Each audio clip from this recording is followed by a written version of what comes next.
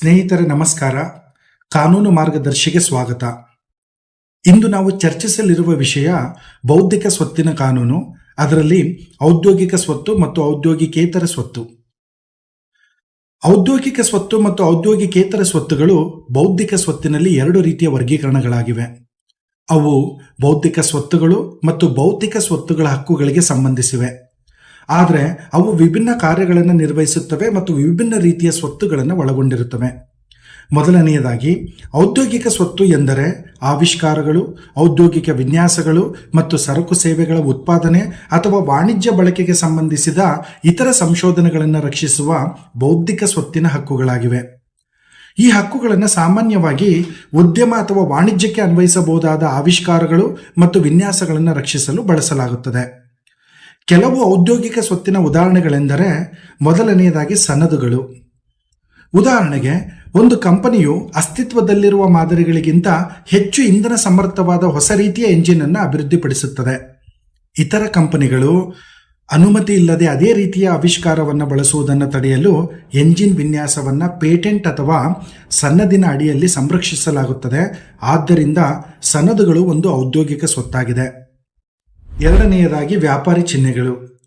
ಮೆಕ್ಡೊನಾಲ್ಡ್ನ ಚಿನ್ನದ ಕಮಾನುಗಳು ಪ್ರಸಿದ್ಧ ವ್ಯಾಪಾರ ಚಿಹ್ನೆಗಳಾಗಿವೆ. ಅವು ಜಾಗತಿಕವಾಗಿ ಫಾಸ್ಟ್ ಫುಡ್ ಸರಪಳಿಯನ್ನು ಪ್ರತಿನಿಧಿಸುತ್ತವೆ ಮತ್ತು ವಿಶ್ವದಾದ್ಯಂತ ಗುರುತಿಸಲ್ಪಟ್ಟಿದೆ. ಗ್ರಾಹಕರು ಈ ಲೋಗೋವನ್ನು ಮೆಕ್ಡೊನಾಲ್ಡ್ನ ಆಹಾರ ಮತ್ತು ಸೇವೆಯೊಂದಿಗೆ ಸಂಯೋಜಿಸುತ್ತಾರೆ. ಆದ್ದರಿಂದ ವ್ಯಾಪಾರಿ ಚಿಹ್ನೆಗಳು ಒಂದು ಔದ್ಯೋಗಿಕ ಸ್ವತ್ತಾಗಿದೆ. ಮೂರನೆಯದಾಗಿ, ಔದ್ಯೋಗಿಕ ವಿನ್ಯಾಸಗಳು. ಫೆರಾರಿ ಸ್ಪೋರ್ಟ್ಸ್ ಕಾರಿನ ಬಾಗಿದ ವೈಜ್ಞಾನಿಕ ವಿನ್ಯಾಸವು ನೋಂದಾಯಿತ ಔದ್ಯೋಗಿಕ ವಿನ್ಯಾಸವಾಗಿದ್ದು, ಅದು ಬ್ರ್ಯಾಂಡ್ನ ಐಷಾರಾಮಿ ಮತ್ತು ಕಾರ್ಯಕ್ಷಮತೆಯ ಗುರುತನ್ನು ಪ್ರತಿಬಿಂಬಿಸುತ್ತದೆ ಹಾಗೂ ಅದನ್ನು ಇತರ ವಾಹನಗಳಿಂದ ಪ್ರತ್ಯೇಕಿಸುತ್ತದೆ. ಆದ್ದರಿಂದ ಔದ್ಯೋಗಿಕ ವಿನ್ಯಾಸವು ಔದ್ಯೋಗಿಕ ಸ್ವತ್ತಾಗಿದೆ. ನಾಲ್ಕನೆಯದಾಗಿ, ಭೌಗೋಳಿಕ ಸೂಚನೆಗಳು.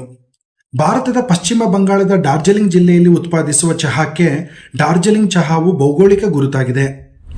ಈ ಪ್ರದೇಶದ ವಿಶಿಷ್ಟ ಹವಾಮಾನ ಮತ್ತು ಮಣ್ಣು ಆ ಚಹಾಕ್ಕೆ ವಿಶಿಷ್ಟ ರೀತಿಯ ಪರಿಮಳವನ್ನು ನೀಡುತ್ತದೆ ಮತ್ತು ಈ ಪ್ರದೇಶದಲ್ಲಿ ಬೆಳೆಯುವ ಚಹಾವನ್ನು ಮಾತ್ರ ಡಾರ್ಜಿಲಿಂಗ್ ಚಹಾ ಎಂದು ಮಾರಾಟ ಮಾಡಬಹುದು.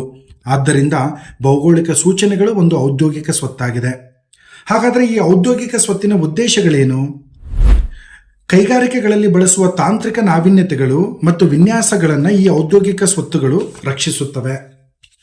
ಆವಿಷ್ಕಾರರು ಅಥವಾ ಮಾಲೀಕರಿಗೆ ವಿಶೇಷ ರೀತಿಯ ಹಕ್ಕುಗಳನ್ನು ಒದಗಿಸುತ್ತದೆ. ಅಂದರೆ ಇತರರು ಅನಧಿಕೃತವಾಗಿ ಅಂತಹ ವಸ್ತುಗಳನ್ನು ಬಳಸುವುದನ್ನು ತಡೆಯಲು ಅವರಿಗೆ ಅವಕಾಶ ನೀಡುತ್ತದೆ. ಔದ್ಯೋಗಿಕೇತರ ಸ್ವತ್ತುಗಳು. ಔದ್ಯೋಗಿಕೇತರ ಸ್ವತ್ತುಗಳು ಸಾಮಾನ್ಯವಾಗಿ ಬೌದ್ಧಿಕ ಸ್ವತ್ತಿನ ಹಕ್ಕುಗಳು ಅಥವಾ ಭೌತಿಕ ಸ್ವತ್ತನ್ನು ಸೂಚಿಸುತ್ತದೆ. ಅದು ಉದ್ಯಮ, ಉತ್ಪಾದನೆ ಅಥವಾ ವಾಣಿಜ್ಯ ಉತ್ಪಾದನೆಗೆ ನೇರವಾಗಿ ಸಂಬಂಧಿಸದಿದ್ದರೂ ಗಮನಾರ್ಹ ಮೌಲ್ಯವನ್ನು ಹೊಂದಿದೆ. ಇದು ಹೆಚ್ಚು ಕಲಾತ್ಮಕ, ಸಾಹಿತ್ಯಿಕ ಅಥವಾ ವೈಯಕ್ತಿಕ ಹಕ್ಕುಗಳಿಗೆ ಸಂಬಂಧಿಸಿದ ಸೃಷ್ಟಿಗಳನ್ನು ಒಳಗೊಂಡಿದೆ.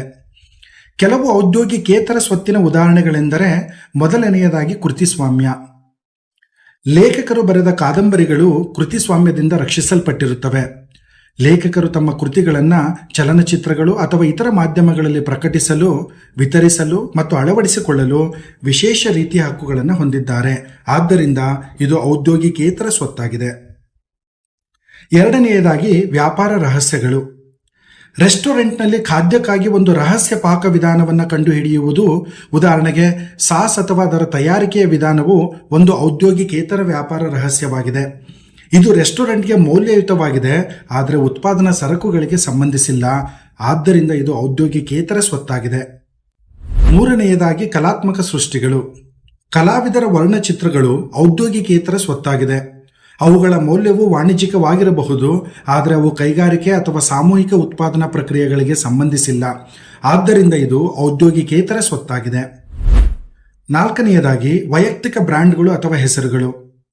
ಓಪ್ರಾ ವಿನ್ಫ್ರೇ ಎಂಬ ಹೆಸರು ಔದ್ಯೋಗಿಕ ಸರಕಲ್ಲ, ಆದರೆ ವ್ಯಕ್ತಿತ್ವಕ್ಕೆ ಸಂಬಂಧಿಸಿದ ವ್ಯಾಪಾರ ಚಿಹ್ನೆಯಾಗಿದೆ. ಓಪ್ರಾ ಅವರ ಹೆಸರು ಗಮನಾರ್ಹ ವಾಣಿಜ್ಯ ಮೌಲ್ಯವನ್ನು ಹೊಂದಿದೆ, ಆದರೆ ಅದು ಔದ್ಯೋಗಿಕೇತರ ಸ್ವತ್ತು, ಏಕೆಂದರೆ ಇದು ಉತ್ಪನ್ನಗಳು ಅಥವಾ ಉತ್ಪಾದನೆಗಿಂತ ಮನರಂಜನೆ ಮತ್ತು ಮಾಧ್ಯಮಕ್ಕೆ ಸಂಬಂಧಿಸಿದೆ. ಹಾಗಾದರೆ ಔದ್ಯೋಗಿಕೇತರ ಸ್ವತ್ತಿನ ಉದ್ದೇಶಗಳೇನು? ಔದ್ಯೋಗಿಕ ಪ್ರಕ್ರಿಯೆಗಳನ್ನು ಒಳಗೊಂಡಿರದ ವೈಯಕ್ತಿಕ, ಕೌಶಲ್ಯಯುತ ಮತ್ತು ಬೌದ್ಧಿಕ ಕೃತಿಗಳನ್ನು ಇದು ರಕ್ಷಿಸುತ್ತದೆ. ಇದು ಸಾಹಿತ್ಯ, ಕಲೆ, ಮನರಂಜನೆ ಮತ್ತು ಇತರ ವೈಯಕ್ತಿಕ ಸಾಧನೆಗಳಂತಹ ಕ್ಷೇತ್ರಗಳಲ್ಲಿನ ಮೂಲ ಕಾರ್ಯಗಳನ್ನು ರಕ್ಷಿಸುತ್ತದೆ. ಇವೆರಡರ ನಡುವಿನ ಪ್ರಮುಖ ವ್ಯತ್ಯಾಸಗಳನ್ನು ನೋಡುವುದಾದರೆ, ಔದ್ಯೋಗಿಕ ಸ್ವತ್ತು ಆವಿಷ್ಕಾರಗಳು, ವ್ಯಾಪಾರ ಚಿಹ್ನೆಗಳು, ಕೈಗಾರಿಕೆ ವಿನ್ಯಾಸಗಳು ಮತ್ತು ಭೌಗೋಳಿಕ ಸೂಚನೆಗಳನ್ನು ರಕ್ಷಿಸುತ್ತದೆ. ಔದ್ಯೋಗಿಕೇತರ ಸ್ವತ್ತು ಕಲಾತ್ಮಕ ಕೃತಿಗಳು, ಸಾಹಿತ್ಯ ಕೃತಿಗಳು, ವೈಯಕ್ತಿಕ ವ್ಯಾಪಾರಿ ಚಿಹ್ನೆಗಳು ಮತ್ತು ವ್ಯಾಪಾರ ರಹಸ್ಯಗಳನ್ನು ರಕ್ಷಿಸುತ್ತದೆ. ಔದ್ಯೋಗಿಕ ಸ್ವತ್ತಿನ ಮೂಲ ಉದ್ದೇಶ ಉತ್ಪಾದನೆ ಅಥವಾ ವಾಣಿಜ್ಯದಲ್ಲಿ ಬಳಸುವ ಸೃಷ್ಟಿಗಳನ್ನು ರಕ್ಷಿಸುವುದು. ಔದ್ಯೋಗಿಕೇತರ ಸ್ವತ್ತಿನ ಉದ್ದೇಶ ಸೃಜನಶೀಲ ಮತ್ತು ವೈಯಕ್ತಿಕ ಬೌದ್ಧಿಕ ಕೌಶಲ್ಯಗಳನ್ನು ರಕ್ಷಿಸುವುದು. ಔದ್ಯೋಗಿಕ ಸ್ವತ್ತಿನ ಉದಾಹರಣೆಗಳೆಂದರೆ ಸನದುಗಳು, ವ್ಯಾಪಾರಿ ಚಿಹ್ನೆಗಳು, ಔದ್ಯೋಗಿಕ ವಿನ್ಯಾಸಗಳು ಮತ್ತು ಭೌಗೋಳಿಕ ಸೂಚನೆಗಳಾಗಿವೆ. ಔದ್ಯೋಗಿಕೇತರ ಸ್ವತ್ತಿನ ಉದಾಹರಣೆಗಳೆಂದರೆ ಕೃತಿಸ್ವಾಮ್ಯಗಳು, ವ್ಯಾಪಾರ ರಹಸ್ಯಗಳು, ಕಲಾತ್ಮಕ ಸೃಷ್ಟಿಗಳು ಮತ್ತು ವೈಯಕ್ತಿಕ ವ್ಯಾಪಾರ ಹೆಸರುಗಳಾಗಿವೆ. ಔದ್ಯೋಗಿಕ ಸ್ವತ್ತಿನ ಪ್ರಾಥಮಿಕ ಬಳಕೆಯು ಉದ್ಯಮ, ವಾಣಿಜ್ಯ ಮತ್ತು ಉತ್ಪಾದನೆಯಲ್ಲಿವೆ. ಔದ್ಯೋಗಿಕೇತರ ಸ್ವತ್ತಿನ ಪ್ರಾಥಮಿಕ ಬಳಕೆಯು ಕಲೆ, ಮನರಂಜನೆ ಮತ್ತು ವೈಯಕ್ತಿಕ ಸೃಷ್ಟಿಗಳಾಗಿವೆ. ಸಂಕ್ಷಿಪ್ತವಾಗಿ ಹೇಳುವುದಾದರೆ, ಔದ್ಯೋಗಿಕ ಸ್ವತ್ತು ಮುಖ್ಯವಾಗಿ ವಾಣಿಜ್ಯ ಬಳಕೆ ಮತ್ತು ಉತ್ಪಾದನೆಗೆ ಸಂಬಂಧಿಸಿದ ಆವಿಷ್ಕಾರಗಳು, ವ್ಯಾಪಾರಿ ಚಿಹ್ನೆಗಳು ಮತ್ತು ವಿನ್ಯಾಸಗಳಿಗೆ ಸಂಬಂಧಿಸಿದೆ. ಆದರೆ ಔದ್ಯೋಗಿಕೇತರ ಸ್ವತ್ತುಗಳು ಸೃಜನಶೀಲ, ಕಲಾತ್ಮಕ ಮತ್ತು ವೈಯಕ್ತಿಕ ಬೌದ್ಧಿಕ ಕೃತಿಗಳ ಮೇಲೆ ಕೇಂದ್ರೀಕರಿಸುತ್ತದೆ. ಎರಡೂ ವರ್ಗಗಳು ಸೃಷ್ಟಿಕರ್ತರ ಹಕ್ಕುಗಳನ್ನು ರಕ್ಷಿಸಲು ಅತ್ಯಗತ್ಯವಾಗಿವೆ, ಆದರೆ ಅವುಗಳ ವ್ಯಾಪ್ತಿ ಮತ್ತು ಅನ್ವಯದಲ್ಲಿ ಭಿನ್ನವಾಗಿವೆ. ಸ್ನೇಹಿತರೆ, ಈಗ ಬೌದ್ಧಿಕ ಸ್ವತ್ತಿನ ಹಕ್ಕುಗಳ ಇತಿಹಾಸ, ಪ್ರಸ್ತುತ ಸನ್ನಿವೇಶದಲ್ಲಿ ಮಾನವ ಕೌಶಲ್ಯತೆಯ ಪ್ರಾಮುಖ್ಯತೆ ಮತ್ತು ಬೌದ್ಧಿಕ ಸ್ವತ್ತಿನ ವಿವಿಧ ರೂಪಗಳು ಮತ್ತು ಅದರ ಪರಿಕಲ್ಪನಾ ವಿಶ್ಲೇಷಣೆಯ ಬಗ್ಗೆ ಚರ್ಚಿಸೋಣ.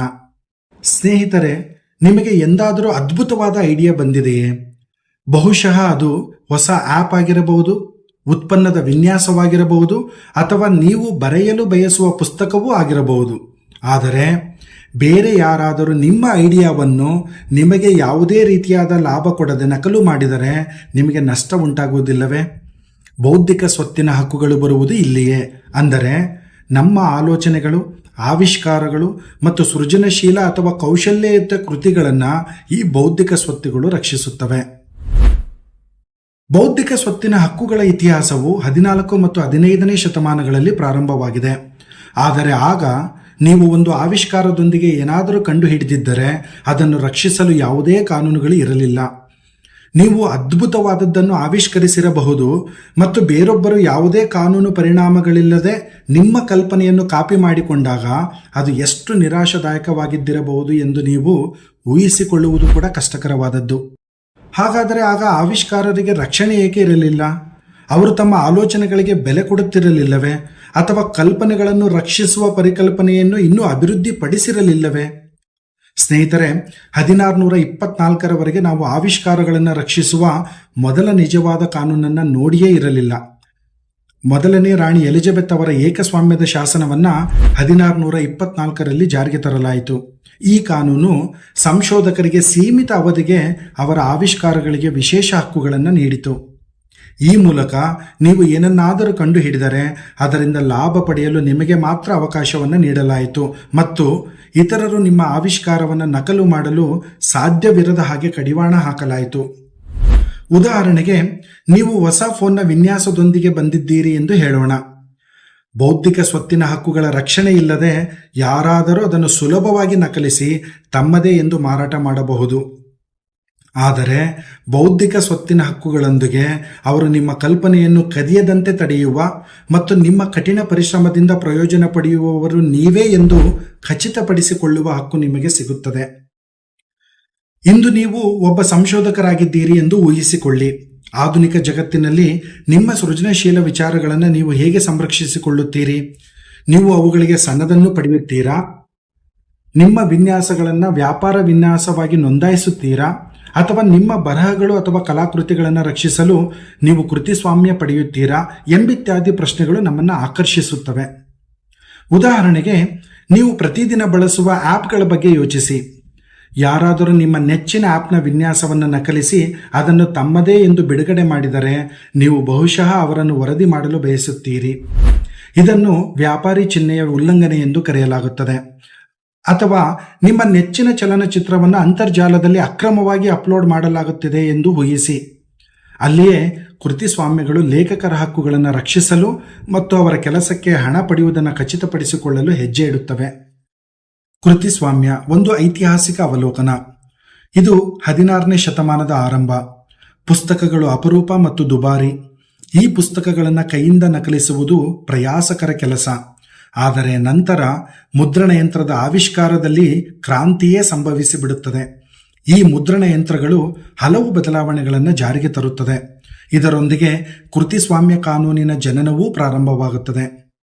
ಇಂಗ್ಲೆಂಡಿನಲ್ಲಿ ಮುದ್ರಣ ಯಂತ್ರ ಜನಪ್ರಿಯತೆ ಗಳಿಸುತ್ತಿದ್ದಂತೆ ಹೊಸ ಉದ್ಯಮವೊಂದು ಹೊರಹೊಮ್ಮಲು ಪ್ರಾರಂಭಿಸಿತು.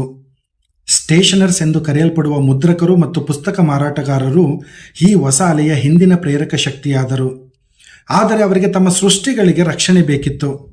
ತಮ್ಮ ಹೂಡಿಕೆಗಳನ್ನು ಮರಳಿ ಪಡೆಯಲು, ಅವರು ಕೃತಿಗಳನ್ನು ಮುದ್ರಿಸಲು ಮತ್ತು ವಿತರಿಸಲು ವಿಶೇಷ ಹಕ್ಕುಗಳನ್ನು ಪಡೆಯಲು ಇಂಗ್ಲೆಂಡ್ ರಾಣಿಯ ಮೊರೆ ಹೋದರು. 1700ರ ದಶಕದ ಆರಂಭದ ವೇಳೆಗೆ ವಿಷಯಗಳು ವೇಗವಾಗಿ ಬದಲಾಗುತ್ತಿದ್ದವು. ಈ ಸಂದರ್ಭದಲ್ಲಿ ಅನ್ನೇ ಶಾಸನವನ್ನು 1709ರಲ್ಲಿ ಜಾರಿಗೆ ತರಲಾಯಿತು. ಈ ಮೊದಲ ಕೃತಿಸ್ವಾಮ್ಯ ಕಾನೂನು ಮುದ್ರಕರಿಂದ ಲೇಖಕರಿಗೆ ಅಧಿಕಾರವನ್ನು ವರ್ಗಾಯಿಸಿತು. ನವೀಕರಣದ ಸಾಧ್ಯತೆಯೊಂದಿಗೆ ಅವರ ಕೃತಿಗಳನ್ನು ಮುದ್ರಿಸಲು ಮತ್ತು ವಿತರಿಸಲು ಅವರಿಗೆ ವಿಶೇಷ ರೀತಿಯ ಹಕ್ಕುಗಳನ್ನು ನೀಡಿತು. ಈ ಕಾನೂನು ಲೇಖಕರ ಹಕ್ಕುಗಳಿಗೆ ಅಡಿಪಾಯ ಹಾಕಿತು. ಲೇಖಕರು ತಮ್ಮ ಕೃತಿಗಳನ್ನು ಹೇಗೆ ಬಳಸಬೇಕು ಮತ್ತು ವಿತರಿಸಬೇಕು ಎಂಬುದನ್ನು ಖಚಿತಪಡಿಸಿತು. ಊಹಿಸಿ, ಯಾರಾದರೂ ಪುಸ್ತಕ ಬರೆದರೆ ಮತ್ತು ಅದರಲ್ಲಿ ತಮ್ಮ ಕಠಿಣ ಪರಿಶ್ರಮವನ್ನು ಸುರಿದರೆ ಮತ್ತು ಇದ್ದಕ್ಕಿದ್ದಂತೆ ಇತರರು ಅನುಮತಿ ಇಲ್ಲದೆ ಅದನ್ನು ನಕಲಿಸಿದರೆ ಮತ್ತು ಮಾರಾಟ ಮಾಡಿದರೆ, ಕೃತಿಸ್ವಾಮ್ಯದ ರಕ್ಷಣೆ ಇಲ್ಲದೆ ಇದು ಯಾವುದೇ ಬರಹಗಾರರಿಗೂ ಸಂಭವಿಸಬಹುದು. ಆದರೆ ಅನ್ನೇ ಶಾಸನವು ಲೇಖಕರು ತಮ್ಮ ಕೆಲಸವನ್ನು ನಿಯಂತ್ರಿಸುವ ಹಕ್ಕನ್ನು ರಕ್ಷಿಸಿತು, ಅನಧಿಕೃತ ನಕಲು ಮಾಡುವುದನ್ನು ನಿಲ್ಲಿಸಿತು ಮತ್ತು ಅವರ ಕೃತಿಗಳಿಂದ ಅವರು ಲಾಭ ಗಳಿಸಬಹುದೆಂದು ಖಚಿತಪಡಿಸಿತು. ಆದರೆ ಇಲ್ಲಿಗೆ ಎಲ್ಲವೂ ಸುಗಮವಾಗಿರಲಿಲ್ಲ. 1774ರ ಡೊನಾಲ್ಡ್ಸನ್ ವಿರುದ್ಧ ಬೆಕೆಟ್ ಪ್ರಕರಣದಲ್ಲಿ ಒಂದು ಹೆಗ್ಗುರುತಿನ ನಿರ್ಧಾರವನ್ನು ತೆಗೆದುಕೊಳ್ಳಲಾಯಿತು. ಪುಸ್ತಕ ಪ್ರಕಟಣೆಯ ನಂತರವೂ ಲೇಖಕರು ತಮ್ಮ ಕೃತಿಗಳನ್ನು ನಿಯಂತ್ರಿಸುವ ಹಕ್ಕನ್ನು ಉಳಿಸಿಕೊಂಡಿರುತ್ತಾರೆ ಎಂದು ಹೌಸ್ ಆಫ್ ಲಾರ್ಡ್ಸ್ ತೀರ್ಪು ನೀಡಿತು. ಆದಾಗ್ಯೂ ಒಂದು ಪುಸ್ತಕವು ಸಾರ್ವಜನಿಕ ವಲಯಕ್ಕೆ ಪ್ರವೇಶಿಸಿದ ನಂತರ ಅದನ್ನು ಯಾರಾದರೂ ಬಳಸಲು ಮುಕ್ತವಾಗಿತ್ತು. ಈ ನಿರ್ಧಾರವು ಇಂಗ್ಲೆಂಡಿನ ಸಾಮಾನ್ಯ ಕಾನೂನು ಮತ್ತು ಶಾಸನಬದ್ಧ ಕೃತಿಸ್ವಾಮ್ಯದ ನಡುವಿನ ಗೊಂದಲವನ್ನು ನಿವಾರಿಸಲು ಸಹಾಯ ಮಾಡಿತು ಮತ್ತು ಸೃಜನಶೀಲ ಕೃತಿಗಳ ಮಾಲೀಕತ್ವವನ್ನು ಸೃಷ್ಟಿಸಿತು. ಸ್ನೇಹಿತರೆ, ಅನ್ನೇ ಶಾಸನವು ಕೇವಲ ಆರಂಭವಾಗಿತ್ತು. ತಂತ್ರಜ್ಞಾನ ಮುಂದುವರೆದಂತೆ ಕೃತಿಸ್ವಾಮ್ಯ ರಕ್ಷಣೆಯೂ ಹೆಚ್ಚಾಯಿತು.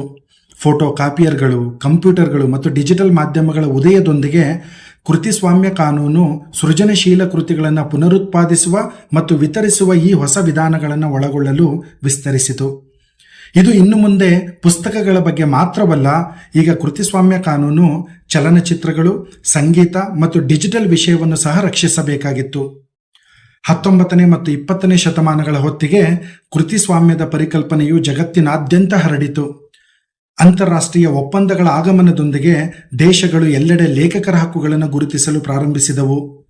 ಅನ್ನೇ ಶಾಸನದಲ್ಲಿ ತಿಳಿಸಲಾದ ತತ್ವಗಳು ಇನ್ನು ಪ್ರಪಂಚದಾದ್ಯಂತ ಆಧುನಿಕ ಕೃತಿಸ್ವಾಮ್ಯ ಕಾನೂನುಗಳ ತಿರುಳನ್ನು ರೂಪಿಸಿದವು. 1709ರಲ್ಲಿ ತನ್ನ ಮೂಲದಿಂದ ಹಿಡಿದು ಕೃತಿಸ್ವಾಮ್ಯ ಕಾನೂನು ಇಂದು ಲೇಖಕರು, ಸಂಗೀತಗಾರರು, ಚಲನಚಿತ್ರ ನಿರ್ಮಾಪಕರು ಮತ್ತು ಡಿಜಿಟಲ್ ಸೃಷ್ಟಿಕರ್ತರು ಸೇರಿದಂತೆ ಎಲ್ಲ ರೀತಿಯ ಲೇಖಕರನ್ನು ರಕ್ಷಿಸಲು ಬೆಳೆದಿದೆ. ಇಂದು ಯಾರಾದರೂ ಪುಸ್ತಕ ಬರೆಯುತ್ತಿರಲಿ, ಹಾಡನ್ನು ರಚಿಸುತ್ತಿರಲಿ ಅಥವಾ ಅಂತರ್ಜಾಲದಲ್ಲಿ ವಿಷಯವನ್ನು ಬೋಧಿಸುತ್ತಿರಲಿ, ಅವರ ಕೆಲಸವನ್ನು ಅನ್ನೇ ಶಾಸನವು ರಕ್ಷಿಸುತ್ತಿದೆ. ಸನ್ನದಿನ ಇತಿಹಾಸ. ಈಗ ಇಂಗ್ಲೆಂಡಿನಲ್ಲಿ 12ನೇ ಶತಮಾನಕ್ಕೆ ಹಿಂತಿರುಗಿ ನೋಡೋಣ. ಆ ಸಮಯದಲ್ಲಿ ಹೊಸತನ್ನು ಉತ್ತೇಜಿಸಲು ಲೆಟರ್ಸ್ ಪೇಟೆಂಟ್ ಅನ್ನು ನೀಡಲಾಗುತ್ತಿತ್ತು. ಇವು ಸಾರ್ವಜನಿಕ ದಾಖಲೆಗಳಾಗಿದ್ದು ರಾಜನಿಂದ ಮೊಹರು ಮಾಡಲ್ಪಟ್ಟಿದ್ದವು.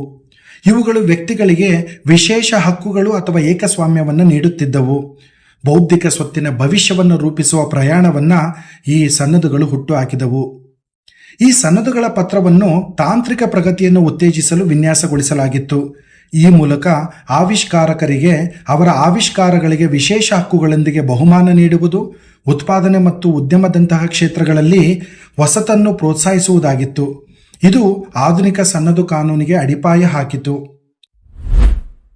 ಏಕಸ್ವಾಮ್ಯಗಳ ಶಾಸನ ಒಂದು ಪ್ರಮುಖ ಮೈಲಿಗಲ್ಲು. ಸ್ನೇಹಿತರೆ, 1624 ಹೊತ್ತಿಗೆ ಏಕಸ್ವಾಮ್ಯಗಳ ಶಾಸನವನ್ನು ಜಾರಿಗೆ ತರಲಾಯಿತು.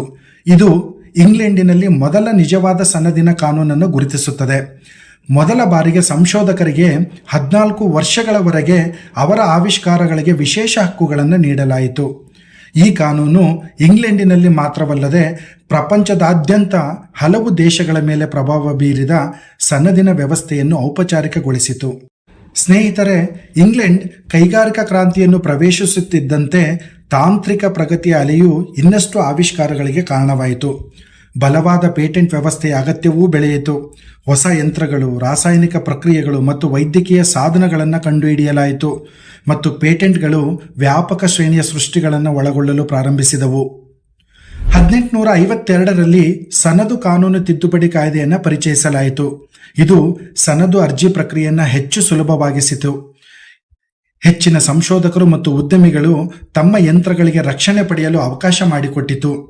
ಈ ಪೇಟೆಂಟ್ ವ್ಯವಸ್ಥೆಯು ಹೆಚ್ಚು ಸಮಗ್ರ ಮತ್ತು ಸುವ್ಯವಸ್ಥಿತವಾಗುತ್ತಿದ್ದು ಉದ್ಯಮದ ಬೆಳವಣಿಗೆಗೆ ಇಂಧನ ನೀಡಲು ಸಹಾಯ ಮಾಡಿತು. ಆಧುನಿಕ ಪೇಟೆಂಟ್ ವ್ಯವಸ್ಥೆ. ಇಂದು ಇಂಗ್ಲೆಂಡಿನಲ್ಲಿ ಸನದಿನ ವ್ಯವಸ್ಥೆಯು 1977ರ ಸನದಿನ ಕಾಯ್ದೆಯಿಂದ ನಿಯಂತ್ರಿಸಲ್ಪಡುತ್ತದೆ. ಇದು ಯುರೋಪಿಯನ್ ಸನದಿನ ಒಡಂಬಡಿಕೆ ಮತ್ತು ಟ್ರಿಪ್ಸ್ ಒಪ್ಪಂದದಂತಹ ಅಂತಾರಾಷ್ಟ್ರೀಯ ಒಪ್ಪಂದಗಳೊಂದಿಗೆ ಹೊಂದಿಕೆಯಾಗುತ್ತದೆ. ಇದು ವಿಶ್ವದಾದ್ಯಂತ ಸಂಶೋಧಕರನ್ನು ರಕ್ಷಿಸುತ್ತದೆ. 12ನೇ ಶತಮಾನದಲ್ಲಿ ರಾಜಮನೆತನದ ಲೆಟರ್ಸ್ ಪೇಟೆಂಟ್ನಿಂದ ಇಂದಿನ ಜಾಗತಿಕ ಬೌದ್ಧಿಕ ಸ್ವತ್ತಿನ ಭೂದೃಶ್ಯದವರೆಗೆ ಇಂಗ್ಲೆಂಡಿನ ಸನದಿನ ವ್ಯವಸ್ಥೆಯು ಹೊಸತನ್ನು ಪ್ರೋತ್ಸಾಹಿಸಲು ಮತ್ತು ರಕ್ಷಿಸಲು ವಿಕಸನಗೊಂಡಿದೆ. ಪೇಟೆಂಟ್ಗಳು ತಾಂತ್ರಿಕ ಪ್ರಗತಿಗೆ ಚಾಲನೆ ನೀಡುತ್ತಲೇ ಇರುತ್ತವೆ, ಸಮಾಜಕ್ಕೆ ಪ್ರಯೋಜನವನ್ನು ಒದಗಿಸುತ್ತಲೇ ಇರುತ್ತವೆ ಮತ್ತು ಯಂತ್ರೋಪಕರಣಗಳ ಭವಿಷ್ಯವನ್ನು ರೂಪಿಸುತ್ತವೆ. ವ್ಯಾಪಾರ ಚಿಹ್ನೆಗಳು ಒಂದು ಐತಿಹಾಸಿಕ ಅವಲೋಕನ. ವ್ಯಾಪಾರ ಚಿಹ್ನೆಗಳು ಶತಮಾನಗಳಿಂದಲೂ ಇವೆ. ಅವು ಉತ್ಪನ್ನಗಳ ಮೂಲದ ಗುರುತಾಗಿ ಕಾರ್ಯನಿರ್ವಹಿಸುತ್ತವೆ. ಆಧುನಿಕ ಕಾನೂನಿನ ಬಹಳ ಹಿಂದೆಯೇ ಪ್ರಾಚೀನ ಸಂಸ್ಕೃತಿಗಳಲ್ಲಿನ ಕುಶಲಕರ್ಮಿಗಳು ಮತ್ತು ತಯಾರಕರು ಇಟ್ಟಿಗೆಗಳು, ಚರ್ಮದ ವಸ್ತುಗಳು, ಆಯುಧಗಳು ಮತ್ತು ಅಡಿಗೆ ಪಾತ್ರೆಗಳಂತಹ ಉತ್ಪನ್ನಗಳ ಮೇಲೆ ವಿಶಿಷ್ಟ ಚಿಹ್ನೆಗಳು ಅಥವಾ ಮೊದಲಕ್ಷರಗಳನ್ನು ಬಳಸುತ್ತಿದ್ದರು. ಈ ಗುರುತುಗಳು ಗ್ರಾಹಕರು ತಯಾರಕರನ್ನು ಗುರುತಿಸಲು, ಗುಣಮಟ್ಟ ಮತ್ತು ದೃಢೀಕರಣವನ್ನು ಖಚಿತಪಡಿಸಿಕೊಳ್ಳಲು ಕಾರಣವಾಯಿತು. ಇಂಗ್ಲೆಂಡಿನಲ್ಲಿ ಮಧ್ಯಯುಗದಲ್ಲಿ ವಿಶೇಷವಾಗಿ ವ್ಯಾಪಾರ ಸಂಘಗಳ ಉದಯದೊಂದಿಗೆ ವ್ಯಾಪಾರಿ ಚಿಹ್ನೆಗಳ ಬಳಕೆಯೂ ಔಪಚಾರಿಕವಾಗಲು ಪ್ರಾರಂಭಿಸಿತು. ಈ ಸಂಘಗಳು ಉತ್ಪನ್ನದ ಗುಣಮಟ್ಟವನ್ನು ನಿಯಂತ್ರಿಸಿದವು. ತಮ್ಮ ಸದಸ್ಯರು ವಿಶಿಷ್ಟ ಚಿಹ್ನೆಗಳೊಂದಿಗೆ ಸರಕುಗಳನ್ನು ಗುರುತಿಸುವುದನ್ನು ಪ್ರಾರಂಭಿಸಿದವು. ಈ ವ್ಯವಸ್ಥೆಯು ಉತ್ಪನ್ನಗಳು ಕೆಲವು ಮಾನದಂಡಗಳನ್ನು ಪೂರೈಸುವುದನ್ನು ಖಚಿತಪಡಿಸಿದವು ಮತ್ತು ವ್ಯಾಪಾರಿ ಚಿಹ್ನೆಗಳು ಖ್ಯಾತಿ ಮತ್ತು ಗುಣಮಟ್ಟವನ್ನು ಸೂಚಿಸುವ ಒಂದು ಮಾರ್ಗವಾಯಿತು. ಸ್ನೇಹಿತರೆ, ಕೈಗಾರಿಕಾ ಕ್ರಾಂತಿಯೊಂದಿಗೆ ಸಾಮೂಹಿಕ ಉತ್ಪಾದನೆ ಜಾರಿಗೆ ಬಂದಿತು ಮತ್ತು ಮಾರುಕಟ್ಟೆ ಬೆಳೆದಂತೆ ಸ್ಪರ್ಧೆಯೂ ಹೆಚ್ಚಾಯಿತು. ಉತ್ಪನ್ನಗಳನ್ನು ಪ್ರತ್ಯೇಕಿಸುವ ಅಗತ್ಯವೂ ನಿರ್ಣಾಯಕವಾಯಿತು. ಪ್ರತಿಕ್ರಿಯೆಯಾಗಿ ಇಂಗ್ಲೆಂಡ್ ವ್ಯಾಪಾರ ಚಿಹ್ನೆಯ ರಕ್ಷಣೆಯನ್ನು ಔಪಚಾರಿಕಗೊಳಿಸಲು ಕ್ರಮಗಳನ್ನು ತೆಗೆದುಕೊಂಡಿತು. ವ್ಯಾಪಾರಿ ಚಿಹ್ನೆಗಳ ನೋಂದಣಿ ಕಾಯ್ದೆ 1875. ವ್ಯಾಪಾರಿ ಚಿಹ್ನೆಗಳ ನೋಂದಣಿ ಕಾಯ್ದೆ 1875 ಇಂಗ್ಲೆಂಡಿನಲ್ಲಿ ಮೊದಲ ಔಪಚಾರಿಕ ವ್ಯಾಪಾರಿ ಚಿಹ್ನೆಯ ನೋಂದಣಿಯನ್ನು ಪರಿಚಯಿಸಿತು. ವ್ಯವಹಾರಗಳು ಈಗ ಅಧಿಕೃತವಾಗಿ ತಮ್ಮ ವ್ಯಾಪಾರ ಚಿಹ್ನೆಯನ್ನು ನೋಂದಾಯಿಸಿಕೊಳ್ಳಬಹುದಾಗಿತ್ತು. ವ್ಯಾಪಾರಿ ಚಿಹ್ನೆಗಳ ಅನಧಿಕೃತ ಬಳಕೆಯಿಂದ ಈ ಕಾನೂನು ರಕ್ಷಣೆಯನ್ನು ನೀಡಲಾರಂಭಿಸಿತು. ವಿಸ್ತರಿಸುತ್ತಿರುವ ಮಾರುಕಟ್ಟೆಯಲ್ಲಿ ಬ್ರಾಂಡ್ ಗುರುತಿನ ಮೌಲ್ಯವನ್ನು ಗುರುತಿಸುವಲ್ಲಿ ಇದು ಒಂದು ಪ್ರಮುಖ ಹೆಜ್ಜೆಯಾಗಿತ್ತು. ಜಾಗತಿಕ ಪ್ರಭಾವ, ಅಮೆರಿಕ ಮತ್ತು ವ್ಯಾಪಾರಿ ಚಿಹ್ನೆಗಳು. ಸ್ನೇಹಿತರೆ, ಜಾಗತಿಕ ವ್ಯಾಪಾರಿ ಚಿಹ್ನೆಯನ್ನು ರೂಪಿಸುವಲ್ಲಿ ಅಮೆರಿಕ ಪ್ರಮುಖ ಪಾತ್ರ ವಹಿಸಿದೆ. ಸ್ವಾತಂತ್ರ್ಯ ಪಡೆದ ನಂತರ ಅಮೆರಿಕ ಬೆಳೆಯುತ್ತಿರುವ ರಾಜಕೀಯ ಮತ್ತು ಆರ್ಥಿಕ ಶಕ್ತಿಯಾಯಿತು. 1946ರಲ್ಲಿ ಲ್ಯಾನಮ್ ಕಾಯ್ದೆಯು ಅಮೆರಿಕದಲ್ಲಿ ಆಧುನಿಕ ವ್ಯಾಪಾರಿ ಚಿಹ್ನೆಯ ಕಾನೂನಿಗೆ ಅಡಿಪಾಯ ಹಾಕಿತು. ಇದು ಜಾಗತಿಕ ವ್ಯಾಪಾರಿ ಚಿಹ್ನೆಯ ರಕ್ಷಣೆಯನ್ನು ಬಲಪಡಿಸಿತು. ಅಂತಾರಾಷ್ಟ್ರೀಯ ವ್ಯಾಪಾರ ಬೆಳೆದಂತೆ ಮ್ಯಾಡ್ರಿಡ್ ಒಪ್ಪಂದ 1891ರ ಅಡಿಯಲ್ಲಿ ಕಂಪನಿಗಳು ಒಂದೇ ಅರ್ಜಿಯೊಂದಿಗೆ ತಮ್ಮ ವ್ಯಾಪಾರಿ ಚಿಹ್ನೆಗಳನ್ನು ಹಲವು ದೇಶಗಳಲ್ಲಿ ನೋಂದಣಿ ಮಾಡಿಕೊಳ್ಳಲು ಅವಕಾಶ ಮಾಡಿಕೊಟ್ಟವು. ಇದು ಜಾಗತಿಕ ವ್ಯಾಪಾರಿ ಚಿಹ್ನೆಯ ವ್ಯವಸ್ಥೆಯನ್ನು ಪರಸ್ಪರ ಸಂಪರ್ಕಿಸಿತು. ವಿಶ್ವದಾದ್ಯಂತ ವ್ಯವಹಾರಗಳಿಗೆ ಅಂತಾರಾಷ್ಟ್ರೀಯ ವ್ಯಾಪಾರಿ ಚಿಹ್ನೆಯ ರಕ್ಷಣೆಯನ್ನು ಸರಳಗೊಳಿಸಿತು. ಅಮೆರಿಕದಲ್ಲಿ ಸನದುಗಳ ವ್ಯವಸ್ಥೆ ಒಂದು ಐತಿಹಾಸಿಕ ಅವಲೋಕನ. ಯುಎಸ್ ಸನದುಗಳ ವ್ಯವಸ್ಥೆಯ ಅಡಿಪಾಯವನ್ನು ಅದರ ಸಂವಿಧಾನದ ಮೊದಲ ಅನುಚ್ಛೇದದಲ್ಲಿ ಗುರುತಿಸಬಹುದು. ಈ ಅನುಚ್ಛೇದವು ವಿಜ್ಞಾನ ಮತ್ತು ಉಪಯುಕ್ತ ಕಲೆಗಳನ್ನು ಉತ್ತೇಜಿಸುವ ಗುರಿಯನ್ನು ಹೊಂದಿದೆ. ಇದು ಲೇಖಕರು ಮತ್ತು ಸಂಶೋಧಕರಿಗೆ ವಿಶೇಷ ಹಕ್ಕುಗಳನ್ನು ಪಡೆಯುವ ಅಧಿಕಾರವನ್ನು ಕಾಂಗ್ರೆಸ್ಗೆ ನೀಡುತ್ತದೆ. ಆದರೆ ಈ ಸಾಂವಿಧಾನಿಕ ದೃಷ್ಟಿಕೋನವು ವಿಶ್ವದ ಅತ್ಯಂತ ಪ್ರಭಾವಶಾಲಿ ಪೇಟೆಂಟ್ ವ್ಯವಸ್ಥೆಗಳಲ್ಲಿ ಒಂದಾಗಿ ಹೇಗೆ ವಿಕಸನಗೊಂಡಿತು ಎಂಬುದು ಪ್ರಶ್ನೆ. ಅದರಂತೆ ಮೊದಲ ಸನದು ಕಾಯ್ದೆ 1790 ಅಲ್ಲಿನ ಕಾಂಗ್ರೆಸ್ ಅಂಗೀಕರಿಸಿತು. ಇದು ಅಮೆರಿಕದಲ್ಲಿ ಬೌದ್ಧಿಕ ಸ್ವತ್ತಿನ ರಕ್ಷಣೆಗಾಗಿ ಕಾನೂನು ಚೌಕಟ್ಟನ್ನು ಸೃಷ್ಟಿಸಿತು. ಇದು ಸನದುಗಳ ವ್ಯವಸ್ಥೆಯ ಆರಂಭಿಕ ಹಂತವಾಗಿದ್ದು ಹೊಸ ಯಂತ್ರಗಳನ್ನು ಪ್ರೋತ್ಸಾಹಿಸುತ್ತದೆ ಮತ್ತು ದೇಶದ ಆರ್ಥಿಕತೆಯನ್ನು ರೂಪಿಸುತ್ತದೆ. 1836 ಹೊತ್ತಿಗೆ ಸನದುಗಳ ಅರ್ಜಿಗಳನ್ನು ನಿರ್ವಹಿಸಲು ಅಮೆರಿಕವು ಸನದು ಕಚೇರಿಯನ್ನು ಸ್ಥಾಪಿಸಿತು. ಈ ವ್ಯವಸ್ಥಿತ ಪ್ರಕ್ರಿಯೆಯು ಆವಿಷ್ಕಾರಕರು ತಮ್ಮ ಆವಿಷ್ಕಾರಗಳನ್ನು ಕಾನೂನುಬದ್ಧವಾಗಿ ರಕ್ಷಿಸಲು ಅವಕಾಶ ಮಾಡಿಕೊಟ್ಟಿತು. ಇದಲ್ಲದೆ ಹೊಸ ಸಂಶೋಧನೆಗಳು ಅಮೆರಿಕನ್ ಆರ್ಥಿಕತೆಯ ಬೆಳವಣಿಗೆಗೆ ಉತ್ತೇಜನ ನೀಡಿತು. ಸ್ನೇಹಿತರೆ, ಅಮೆರಿಕವು ಬ್ರಿಟಿಷ್ ಸನದಿನ ವ್ಯವಸ್ಥೆಯಿಂದ ಪ್ರಭಾವಿತವಾಗಿದ್ದರೂ ವಿಶಾಲವಾದ ಸನದು ಪಡೆಯಬಹುದಾದ ಆವಿಷ್ಕಾರಗಳು ಮತ್ತು ವಿಶೇಷ ಸನದಿನ ಕಚೇರಿಯನ್ನು ಸೇರಿದಂತೆ ತನ್ನದೇ ಆದ ವಿಶಿಷ್ಟ ಅಂಶಗಳನ್ನು ಪರಿಚಯಿಸಿತು. ಆವಿಷ್ಕಾರಕರಿಗೆ ಅವರ ಸೃಷ್ಟಿಗಳನ್ನು ಅಥವಾ ಸಂಶೋಧನೆಗಳನ್ನು ರಕ್ಷಿಸಲು ಹೆಚ್ಚು ಪ್ರವೇಶಿಸಬಹುದಾದ ಮತ್ತು ಪಾರದರ್ಶಕ ವ್ಯವಸ್ಥೆಯನ್ನು ರಚಿಸುವ ಗುರಿಯನ್ನು ಅಮೆರಿಕ ಹೊಂದಿತ್ತು. ಸ್ನೇಹಿತರೆ, 1930ರಲ್ಲಿ ಸಸ್ಯ ಪ್ರಭೇದ ಸನದಿನ ಕಾಯ್ದೆಯನ್ನು 1930ರಲ್ಲಿ ಜಾರಿಗೆ ತರಲಾಯಿತು. ಇದು ಸಸ್ಯ ಪ್ರಭೇದಗಳಿಗೆ ಹೊಸ ವರ್ಗದ ಸನದುಗಳನ್ನು ಪರಿಚಯಿಸಿತು. ಅಮೆರಿಕದ ಆರ್ಥಿಕತೆಯಲ್ಲಿ ಕೃಷಿ ಮತ್ತು ಸಸ್ಯ ಸಂತಾನೋತ್ಪತ್ತಿಯ ಹೆಚ್ಚುತ್ತಿರುವ ಪ್ರಾಮುಖ್ಯತೆಯನ್ನು ಇದು ಪ್ರತಿಬಿಂಬಿಸುತ್ತದೆ. ಸನದುಗಳ ರಕ್ಷಣೆಯ ವ್ಯಾಪ್ತಿಯನ್ನು ವಿಸ್ತರಿಸುತ್ತದೆ. 1952ರ ತಿದ್ದುಪಡಿಗಳು ಅಮೆರಿಕದ ಸನದುಗಳ ಕಾನೂನಿಗೆ ಪ್ರಮುಖ ಬದಲಾವಣೆಗಳನ್ನು ತಂದವು. ಸನದುಗಳ ಅರ್ಜಿ ಪ್ರಕ್ರಿಯೆಯನ್ನು ಪರಿಷ್ಕರಿಸಿದವು ಮತ್ತು ನವೀನತೆ ಮತ್ತು ಸ್ಪಷ್ಟವಿಲ್ಲದಿರುವಿಕೆಗೆ ಸ್ಪಷ್ಟವಾದ ಮಾನದಂಡಗಳನ್ನು ಪರಿಚಯಿಸಿದವು. ಈ ಬದಲಾವಣೆಗಳು ವ್ಯವಸ್ಥೆಯನ್ನು ಹೆಚ್ಚು ಪರಿಣಾಮಕಾರಿಯಾಗಿ ಮತ್ತು ವೇಗವಾಗಿ ಬೆಳೆಯುತ್ತಿರುವ ಅಮೆರಿಕದ ಆರ್ಥಿಕತೆಗೆ ಹೊಂದಿಕೊಳ್ಳುವಂತೆ ಮಾಡಿತು. ಬೌದ್ಧಿಕ ಸ್ವತ್ತಿನ ಹಕ್ಕುಗಳ ಬೆಳವಣಿಗೆ, ಪ್ಯಾರಿಸ್ ಸಮಾವೇಶ 1883 ಮತ್ತು ಔದ್ಯೋಗಿಕ ಸ್ವತ್ತು. ಸ್ನೇಹಿತರೆ, ಔದ್ಯೋಗಿಕ ಸ್ವತ್ತಿನ ರಕ್ಷಣೆಗಾಗಿ 1883ರಲ್ಲಿ ಸಹಿ ಹಾಕಲಾದ ಪ್ಯಾರಿಸ್ ಸಮಾವೇಶವು ಆವಿಷ್ಕಾರಕರು ಮತ್ತು ವ್ಯವಹಾರಗಳಿಗೆ ಬಹುದೇಶಗಳಲ್ಲಿ ತಮ್ಮ ಸನದುಗಳು, ವ್ಯಾಪಾರಿ ಚಿಹ್ನೆಗಳು ಮತ್ತು ವಿನ್ಯಾಸಗಳನ್ನು ರಕ್ಷಿಸಿಕೊಳ್ಳಲು ಸುಲಭಗೊಳಿಸಿತು. ಇದು ಬೌದ್ಧಿಕ ಸ್ವತ್ತಿನ ರಕ್ಷಣೆಗಾಗಿ ಏಕೀಕೃತ ವ್ಯವಸ್ಥೆಯನ್ನು ಒದಗಿಸಿತು. ಉದಾಹರಣೆಗೆ, ಅಮೆರಿಕದ ಸಂಶೋಧಕರೊಬ್ಬರು ಯುರೋಪ್ನಲ್ಲಿ ತಮ್ಮ ಆವಿಷ್ಕಾರವನ್ನು ರಕ್ಷಿಸಲು ಬಯಸಿದರೆ ಈ ಸಮಾವೇಶವು ಅವರಿಗೆ ಒಂದೇ ಅರ್ಜಿಯಲ್ಲಿ ಇತರ ದೇಶಗಳಲ್ಲಿ ರಕ್ಷಣೆಯನ್ನು ವಿಸ್ತರಿಸಲು ಅವಕಾಶ ಮಾಡಿಕೊಟ್ಟಿತು. ಬರ್ನೆ ಸಮಾವೇಶ 1886 ಮತ್ತು ಕೃತಿಸ್ವಾಮ್ಯ. ಪ್ಯಾರಿಸ್ ಸಮಾವೇಶವು ಔದ್ಯೋಗಿಕ ಸ್ವತ್ತಿನ ಮೇಲೆ ಕೇಂದ್ರೀಕರಿಸಿದ್ದರೂ ಬರ್ನೆ ಸಮಾವೇಶವು ಕೃತಿಸ್ವಾಮ್ಯವನ್ನು ರಕ್ಷಿಸಿತು. ಸೃಜನಶೀಲ ಕೃತಿಗಳನ್ನು ಸದಸ್ಯ ರಾಷ್ಟ್ರಗಳಲ್ಲಿ ನೋಂದಾಯಿಸುವ ಅಗತ್ಯವಿಲ್ಲದೆ ಸ್ವಯಂಚಾಲಿತವಾಗಿ ರಕ್ಷಿಸಲಾಗಿದೆ ಎಂದು ಖಚಿತಪಡಿಸಿತು. ಪ್ಯಾರಿಸ್ ಸಮಾವೇಶ ಮತ್ತು ಇತರ ಒಪ್ಪಂದಗಳು ಇಂದಿನ ಡಿಜಿಟಲ್ ಯುಗವನ್ನು ಅಳವಡಿಸಿಕೊಂಡಿವೆ. ಡಿಜಿಟಲ್ ಸಹಿಗಳು ಮತ್ತು ಎಲೆಕ್ಟ್ರಾನಿಕ್ ಒಪ್ಪಂದಗಳಂತಹ ಹೊಸ ಕಾನೂನು ಡಿಜಿಟಲ್ ತಂತ್ರಗಳನ್ನು ರಕ್ಷಿಸುವುದನ್ನು ಸುಲಭಗೊಳಿಸುತ್ತವೆ. ಬೌದ್ಧಿಕ ಸ್ವತ್ತಿಗೆ ಪ್ಯಾರಿಸ್ ಸಮಾವೇಶವು ಒಂದು ಪ್ರಮುಖ ಬದಲಾವಣೆಯಾಗಿದ್ದು ಇಂದಿನ ಜಾಗತಿಕ ವ್ಯವಸ್ಥೆಗೆ ಅಡಿಪಾಯ ಹಾಕಿದೆ. ತಂತ್ರಜ್ಞಾನವು ವಿಕಸನಗೊಳ್ಳುತ್ತಿದ್ದಂತೆ ಬೌದ್ಧಿಕ ಸ್ವತ್ತಿನ ರಕ್ಷಣೆಯು ಹೊಂದಿಕೊಳ್ಳುತ್ತಲೇ ಇದೆ. ಇದು ವಿಶ್ವದಾದ್ಯಂತ ಸಂಶೋಧನೆಗಳನ್ನು ರಕ್ಷಿಸುತ್ತಿದೆ. ಅಂತಾರಾಷ್ಟ್ರೀಯ ವ್ಯಾಪಾರ ಮತ್ತು ಬೌದ್ಧಿಕ ಸ್ವತ್ತು. ವಿಶ್ವ ವಾಣಿಜ್ಯ ಸಂಸ್ಥೆಯು ಜಾಗತಿಕ ಬೌದ್ಧಿಕ ಸ್ವತ್ತನ್ನು ಹೇಗೆ ರೂಪಿಸುತ್ತದೆ ಮತ್ತು ಟ್ರಿಪ್ಸ್ ಒಪ್ಪಂದದ ಪಾತ್ರವೇನು? ಟ್ರಿಪ್ಸ್ ಒಪ್ಪಂದವು ಅಂತಾರಾಷ್ಟ್ರೀಯ ಒಪ್ಪಂದವಾಗಿದ್ದು ಇದನ್ನು 1994ರಲ್ಲಿ ವಿಶ್ವ ವಾಣಿಜ್ಯ ಸಂಸ್ಥೆಯ ಚೌಕಟ್ಟಿನ ಭಾಗವಾಗಿ ಸ್ಥಾಪಿಸಲಾಯಿತು. ಇದು ಸದಸ್ಯ ರಾಷ್ಟ್ರಗಳಲ್ಲಿ ಬೌದ್ಧಿಕ ಸ್ವತ್ತಿನ ರಕ್ಷಣೆಗಾಗಿ ಕನಿಷ್ಠ ಮಾನದಂಡಗಳನ್ನು ನಿಗದಿಪಡಿಸುತ್ತದೆ. ಜಾಗತಿಕ ವ್ಯಾಪಾರವನ್ನು ಉತ್ತೇಜಿಸುವಾಗ ಬೌದ್ಧಿಕ ಸ್ವತ್ತನ್ನು ರಕ್ಷಿಸಲಾಗಿದೆ ಎಂದು ಖಚಿತಪಡಿಸುತ್ತದೆ. ಟ್ರಿಪ್ಸ್ ಒಪ್ಪಂದವು ಸನದುಗಳು, ಕೃತಿಸ್ವಾಮ್ಯಗಳು, ವ್ಯಾಪಾರಿ ಚಿಹ್ನೆಗಳು, ಔದ್ಯೋಗಿಕ ವಿನ್ಯಾಸಗಳು ಮತ್ತು ಹೆಚ್ಚಿನದನ್ನು ಒಳಗೊಂಡಿದೆ. ಇದು ಬೌದ್ಧಿಕ ಸ್ವತ್ತಿನ ರಕ್ಷಣೆಯನ್ನು ಜಾಗತಿಕ ವ್ಯಾಪಾರದೊಂದಿಗೆ ಸಂಪರ್ಕಿಸುತ್ತದೆ. ಅಂದರೆ ಅಂತಾರಾಷ್ಟ್ರೀಯ ವ್ಯಾಪಾರ ವ್ಯವಸ್ಥೆಯ ಭಾಗವಾಗಲು ದೇಶಗಳು ಬೌದ್ಧಿಕ ಸ್ವತ್ತಿನ ಕಾನೂನುಗಳನ್ನು ಜಾರಿಗೊಳಿಸಬೇಕಾಗುತ್ತದೆ. ಉದಾಹರಣೆಗೆ, ಅಮೆರಿಕದ ಸಂಶೋಧಕನೊಬ್ಬ ಯುರೋಪ್ನಲ್ಲಿ ತನ್ನ ಆವಿಷ್ಕಾರವನ್ನು ರಕ್ಷಿಸಲು ಬಯಸಿದರೆ ಟ್ರಿಪ್ಸ್ ಒಪ್ಪಂದವು ಯುರೋಪಿಯನ್ ರಾಷ್ಟ್ರಗಳು ಅಮೆರಿಕದಂತೆಯೇ ರಕ್ಷಣೆಗಳನ್ನು ಒದಗಿಸುವುದನ್ನು ಖಚಿತಪಡಿಸುತ್ತದೆ. ಭೌಗೋಳಿಕ ಸೂಚನೆಗಳು ಮತ್ತು ಔದ್ಯೋಗಿಕ ವಿನ್ಯಾಸಗಳು. ಸನದುಗಳು ಮತ್ತು ವ್ಯಾಪಾರಿ ಚಿಹ್ನೆಗಳ ಮೂಲಭೂತ ಅಂಶಗಳನ್ನು ಮೀರಿ ಟ್ರಿಪ್ಸ್ ಒಪ್ಪಂದವು ಭೌಗೋಳಿಕ ಸೂಚನೆಗಳು ಮತ್ತು ಔದ್ಯೋಗಿಕ ವಿನ್ಯಾಸಗಳನ್ನು ಸಹ ಒಳಗೊಂಡಿದೆ. ಕಾಂಜೀವರಂ ಸೀರೆ ಮತ್ತು ಧಾರವಾಡ ಪೇಡಾದಂತಹ ನಿರ್ದಿಷ್ಟ ಪ್ರದೇಶಕ್ಕೆ ಸಂಬಂಧಿಸಿದ ಉತ್ಪನ್ನಗಳನ್ನು ಭೌಗೋಳಿಕ ಸೂಚನೆಗಳು ರಕ್ಷಿಸುತ್ತವೆ.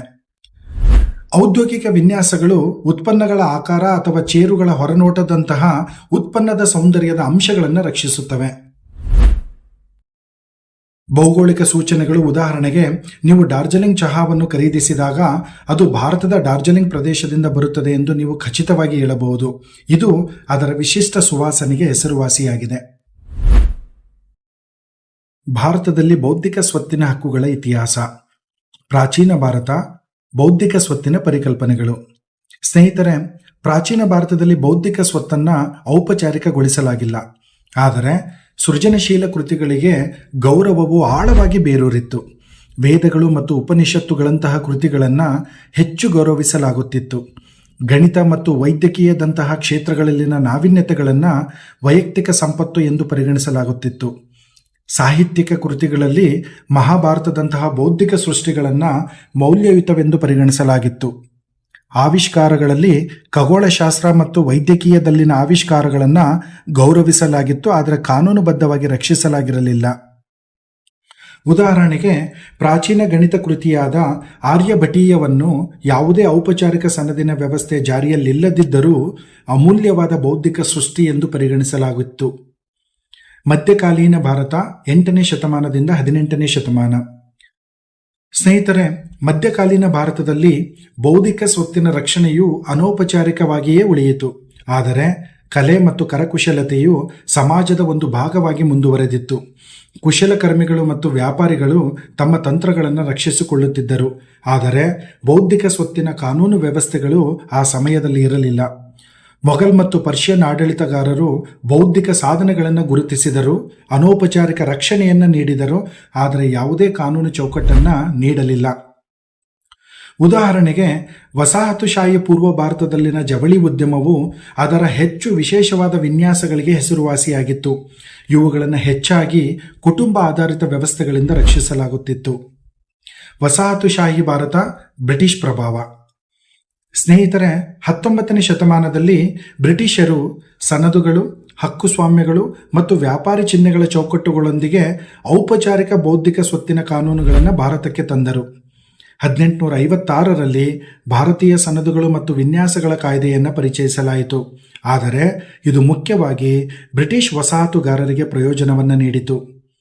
1911ರ ಕೃತಿಸ್ವಾಮ್ಯ ಕಾಯ್ದೆಯು ಬ್ರಿಟಿಷ್ ಕಾನೂನನ್ನು ಆಧರಿಸಿತ್ತು ಮತ್ತು ಯುರೋಪಿಯನ್ ಕೃತಿಗಳ ಮೇಲೆ ಕೇಂದ್ರೀಕರಿಸಿತ್ತು. ವ್ಯಾಪಾರಿ ಚಿಹ್ನೆಗಳು. 1940ರ ವ್ಯಾಪಾರಿ ಚಿಹ್ನೆಗಳ ಕಾಯ್ದೆಯು ಬ್ರ್ಯಾಂಡ್ಗಳು ಮತ್ತು ಲೋಗೋಗಳನ್ನು ರಕ್ಷಿಸಲು ವೇದಿಕೆಯನ್ನು ಸಿದ್ಧಪಡಿಸಿತು. ಉದಾಹರಣೆಗೆ, 1856ರ ಭಾರತೀಯ ಸನದಿನ ಕಾಯ್ದೆಯು ಭಾರತದಲ್ಲಿ ಔಪಚಾರಿಕ ಬೌದ್ಧಿಕ ಸ್ವತ್ತುಗಳ ಕಾನೂನುಗಳ ಆರಂಭವನ್ನು ಗುರುತಿಸಿತು. ಆದರೂ ಇದನ್ನು ಹೆಚ್ಚಾಗಿ ಬ್ರಿಟಿಷ್ ಸಂಶೋಧಕರಿಗೆ ಪ್ರಯೋಜನವಾಗುವಂತೆ ವಿನ್ಯಾಸಗೊಳಿಸಲಾಗಿತ್ತು. ಸ್ವಾತಂತ್ರ್ಯೋತ್ತರ ಭಾರತ 1947ರಿಂದ 1970ರ ದಶಕ. 1947ರ ಸ್ವಾತಂತ್ರ್ಯದ ನಂತರ ಭಾರತವು ತನ್ನದೇ ಆದ ಬೌದ್ಧಿಕ ಸ್ವತ್ತಿನ ವ್ಯವಸ್ಥೆಯನ್ನು ಅಭಿವೃದ್ಧಿಪಡಿಸಲು ಪ್ರಾರಂಭಿಸಿತು. ಸ್ವಾವಲಂಬನೆ ಮತ್ತು ದೇಶೀಯ ಕೈಗಾರಿಕೆಗಳ ಬೆಳವಣಿಗೆಯ ಮೇಲೆ ಕೇಂದ್ರೀಕರಿಸಿದ ಕಾರಣ ಸನದು ಮತ್ತು ಕೃತಿಸ್ವಾಮ್ಯ ಕಾನೂನಿನಲ್ಲಿ ಗಮನಾರ್ಹ ಬದಲಾವಣೆಗೆ ಕಾರಣವಾಯಿತು. 1970ರ ಭಾರತೀಯ ಸನದಿನ ಕಾಯ್ದೆಯು ಔಷಧಿಗಳ ಉತ್ಪನ್ನ ಸನದುಗಳನ್ನು ರದ್ದುಗೊಳಿಸಿತು. ಇದರಿಂದಾಗಿ ಔಷಧಿಗಳು ಸಾರ್ವಜನಿಕರಿಗೆ ಕೈಗೆಟುಕಿದವು. 1957ರ ಕೃತಿಸ್ವಾಮ್ಯ ಕಾಯ್ದೆ. ಇದು ಹೆಚ್ಚಿನ ರೀತಿಯ ಸೃಜನಶೀಲ ಕೃತಿಗಳನ್ನು ಸೇರಿಸಲು ಆಧುನೀಕರಿಸಿದ ಕೃತಿಸ್ವಾಮ್ಯಗಳ ರಕ್ಷಣೆಯಾಗಿತ್ತು. ಟ್ರಿಪ್ಸ್ ಯುಗ 1995ರಿಂದ ಇಂದಿನವರೆಗೆ. ಸ್ನೇಹಿತರೆ, ಟ್ರಿಪ್ಸ್ ಒಪ್ಪಂದವು 1995ರಲ್ಲಿ ಜಾರಿಗೆ ಬಂದಿತು. ವಿಶೇಷವಾಗಿ ಜಾಗತಿಕ ಆರ್ಥಿಕತೆಯು ಹೆಚ್ಚು ಏಕೀಕೃತಗೊಂಡಂತೆ ಭಾರತವು ತನ್ನ ಬೌದ್ಧಿಕ ಸ್ವತ್ತಿನ ಕಾನೂನುಗಳನ್ನು ಅಂತಾರಾಷ್ಟ್ರೀಯ ಮಾನದಂಡದೊಂದಿಗೆ ಹೊಂದಿಸುವ ಅಗತ್ಯವಿತ್ತು. 2005ರಲ್ಲಿ ಸನದು ಕಾಯ್ದೆಯ ಸುಧಾರಣೆ. ಭಾರತವು ಅಂತಾರಾಷ್ಟ್ರೀಯ ಮಾನದಂಡಗಳೊಂದಿಗೆ ಹೊಂದಿಕೆಯಾಗುವ ಔಷಧಗಳಿಗೆ ಉತ್ಪನ್ನ ಸನದುಗಳನ್ನು ಪರಿಚಯಿಸಿತು. 1999ರ ಭೌಗೋಳಿಕ ಸೂಚನೆಗಳ ಕಾಯ್ದೆಯು ಡಾರ್ಜಿಲಿಂಗ್ ಚಹಾ, ಚನ್ನಪಟ್ಟಣದ ಬೊಂಬೆ, ಇಳಕಲ್ ಸೀರೆ ಮುಂತಾದ ಸಾಂಪ್ರದಾಯಿಕ ಉತ್ಪನ್ನಗಳನ್ನು ರಕ್ಷಿಸಿತು. ಭಾರತದ ರಾಷ್ಟ್ರೀಯ ಬೌದ್ಧಿಕ ಸ್ವತ್ತಿನ ನೀತಿ 2016. ಸ್ನೇಹಿತರೆ, 2016ರಲ್ಲಿ ಭಾರತವು ಸಂಶೋಧನೆ ಮತ್ತು ಅಭಿವೃದ್ಧಿಯನ್ನು ಉತ್ತೇಜಿಸುವ ಹೆಚ್ಚು ದೃಢವಾದ ಮತ್ತು ನಾವೀನ್ಯತೆ ಚಾಲಿತ ರಾಷ್ಟ್ರೀಯ ಬೌದ್ಧಿಕ ಸ್ವತ್ತಿನ ನೀತಿಯನ್ನು ಪರಿಚಯಿಸಿತು. ಭಾರತದ ರಾಷ್ಟ್ರೀಯ ಬೌದ್ಧಿಕ ಸ್ವತ್ತಿನ ಹಕ್ಕುಗಳ ನೀತಿಯು ಜೈವಿಕ ತಂತ್ರಜ್ಞಾನ, ಔಷಧಗಳು ಮತ್ತು ಸಾಫ್ಟ್ವೇರ್ನಂತಹ ಕ್ಷೇತ್ರಗಳಲ್ಲಿ ಕೈಗಾರಿಕೆಗಳನ್ನು ಬೆಂಬಲಿಸುವ ನಾವೀನ್ಯತೆ ಸಂಸ್ಕೃತಿಯನ್ನು ಸೃಷ್ಟಿಸುವ ಗುರಿಯನ್ನು ಹೊಂದಿದೆ. ಪ್ರಸ್ತುತ ಸನ್ನಿವೇಶದಲ್ಲಿ ಮಾನವ ಸೃಜನಶೀಲತೆಯ ಮಹತ್ವ. ಸ್ನೇಹಿತರೆ, ಸೃಜನಶೀಲತೆ ಇಲ್ಲದ ಜಗತ್ತು ನೀರಸವೆನಿಸುತ್ತದೆ. ಹೊಸ ಆವಿಷ್ಕಾರಗಳಿಲ್ಲ, ಚಲನಚಿತ್ರಗಳಿಲ್ಲ, ಹೊಸ ಹಾಡುಗಳಿಲ್ಲ ಮತ್ತು ಹೊಸ ತಂತ್ರಜ್ಞಾನವಿಲ್ಲ. ಸೃಜನಶೀಲತೆ ನಮ್ಮ ಜಗತ್ತನ್ನು ರೂಪಿಸುತ್ತದೆ. ಈ ಮೂಲಕ ನಾವು ಹೊಸ ಆಲೋಚನೆಗಳನ್ನು, ಹೊಸ ಉತ್ಪನ್ನಗಳನ್ನು ಮತ್ತು ಹೊಸ ಆಲೋಚನಾ ವಿಧಾನಗಳೊಂದಿಗೆ ಚಲಿಸುತ್ತೇವೆ.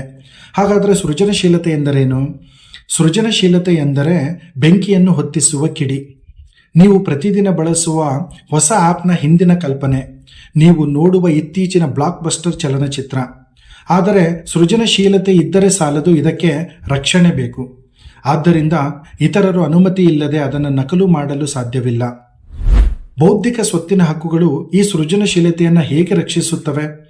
ಬೌದ್ಧಿಕ ಸ್ವತ್ತಿನ ಕಾನೂನುಗಳು ನಮ್ಮ ಸೃಜನಶೀಲ ವಿಚಾರಗಳನ್ನು ನಕಲು ಮಾಡದಂತೆ ರಕ್ಷಿಸುವ ಗುರಾಣಿಯಂತೆ.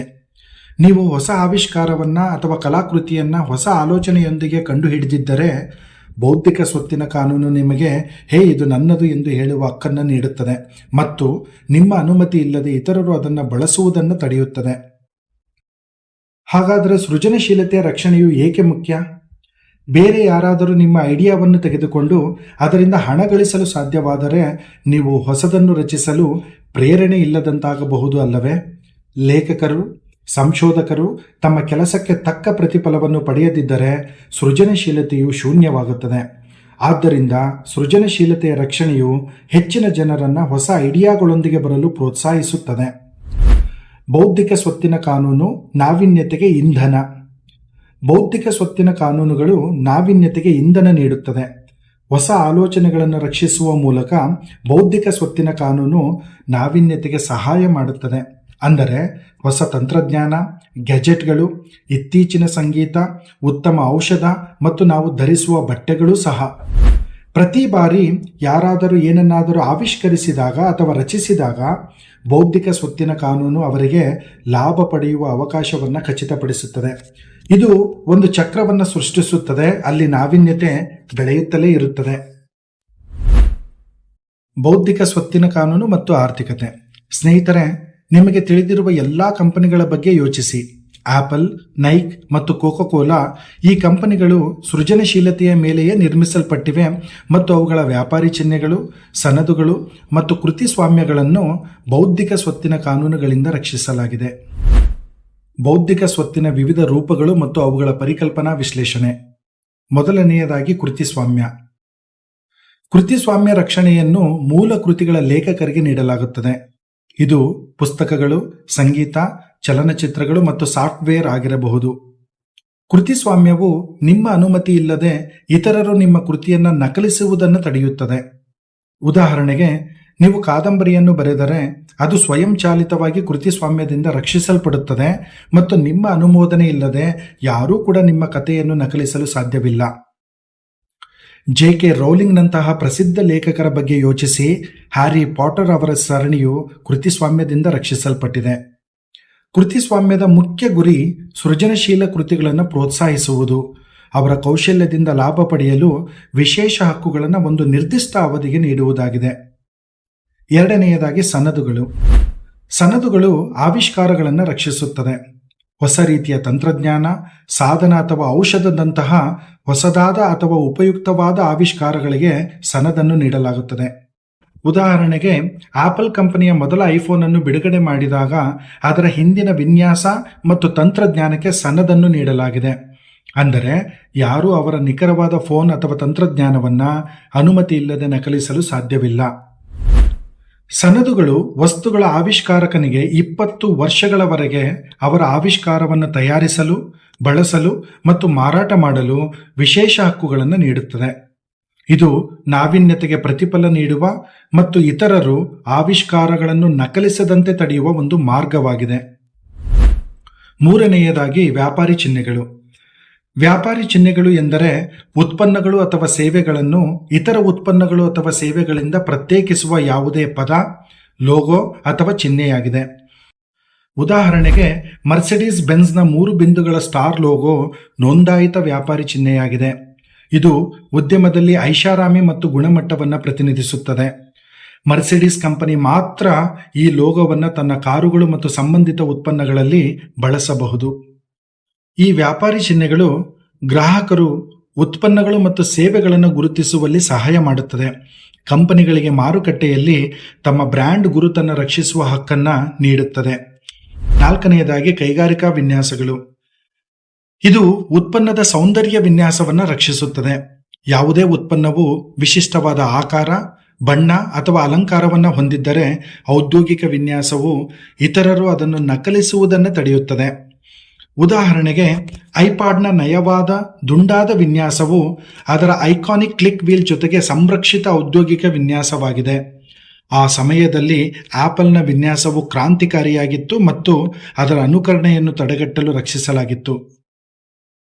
ಔದ್ಯೋಗಿಕ ವಿನ್ಯಾಸಗಳು ಉತ್ಪನ್ನಗಳ ದೃಶ್ಯ ಆಕರ್ಷಣೆಯನ್ನು ರಕ್ಷಿಸುತ್ತವೆ ಮತ್ತು ಈ ರೀತಿಯ ರಕ್ಷಣೆಯು ವ್ಯವಹಾರಗಳು ತಮ್ಮ ವಿಶಿಷ್ಟ ಉತ್ಪನ್ನ ನೋಟವನ್ನು ಕಾಪಾಡಿಕೊಳ್ಳುವಲ್ಲಿ ಸಹಾಯ ಮಾಡುತ್ತದೆ. ಐದನೆಯದಾಗಿ ಭೌಗೋಳಿಕ ಸೂಚನೆಗಳು. ಭೌಗೋಳಿಕ ಸೂಚನೆಗಳು ಒಂದು ನಿರ್ದಿಷ್ಟ ಸ್ಥಳದಿಂದ ಹುಟ್ಟಿಕೊಂಡಿದೆ ಎಂದು ಗುರುತಿಸುತ್ತದೆ ಮತ್ತು ಅದರ ಗುಣಮಟ್ಟ, ಖ್ಯಾತಿ ಅಥವಾ ಗುಣಲಕ್ಷಣಗಳು ಆ ಸ್ಥಳಕ್ಕೆ ಸಂಬಂಧಿಸಿವೆ. ಉದಾಹರಣೆಗೆ ಬಾಸ್ಮತಿ ಅಕ್ಕಿ. ಅಧಿಕೃತ ಬಾಸ್ಮತಿ ಅಕ್ಕಿಯು ಭಾರತದ ನಿರ್ದಿಷ್ಟ ಪ್ರದೇಶದಿಂದ ಬರುತ್ತದೆ. ಈ ಪ್ರದೇಶಗಳಲ್ಲಿ ಬೆಳೆಯುವ ಅಕ್ಕಿಯನ್ನು ಮಾತ್ರ ಬಾಸ್ಮತಿ ಅಕ್ಕಿ ಎಂದು ಮಾರಾಟ ಮಾಡಬಹುದು. ಇದು ಅದರ ವಿಶಿಷ್ಟ ಪರಿಮಳ, ಸುವಾಸನೆ ಮತ್ತು ವಿನ್ಯಾಸವನ್ನು ಸಂರಕ್ಷಿಸುತ್ತದೆ. ಭೌಗೋಳಿಕ ಸೂಚನೆಗಳು ಪ್ರಾದೇಶಿಕ ಉತ್ಪನ್ನಗಳನ್ನು ರಕ್ಷಿಸುತ್ತವೆ ಮತ್ತು ಸಾಂಸ್ಕೃತಿಕ ಪರಂಪರೆ ಮತ್ತು ಸ್ಥಳೀಯ ಆರ್ಥಿಕತೆಗಳನ್ನು ನಿರ್ವಹಿಸುತ್ತದೆ. ನಿರ್ದಿಷ್ಟ ಪ್ರದೇಶದ ಉತ್ಪನ್ನಗಳು ಮಾತ್ರ ಭೌಗೋಳಿಕ ಹೆಸರನ್ನು ಬಳಸಬಹುದೆಂದು ಇದು ಖಚಿತಪಡಿಸುತ್ತದೆ. ಆರನೆಯದಾಗಿ ವ್ಯಾಪಾರ ರಹಸ್ಯಗಳು. ಇವು ವ್ಯವಹಾರ ರಹಸ್ಯಗಳಾಗಿವೆ. ಇವು ಸ್ಪರ್ಧಾತ್ಮಕ ಅಂಚನ್ನು ಒದಗಿಸುತ್ತವೆ. ಉದಾಹರಣೆಗೆ ಸೂತ್ರಗಳು, ಪ್ರಕ್ರಿಯೆಗಳು ಅಥವಾ ರಹಸ್ಯ ವಿನ್ಯಾಸಗಳನ್ನು ಗೌಪ್ಯವಾಗಿಡಲಾಗುತ್ತದೆ.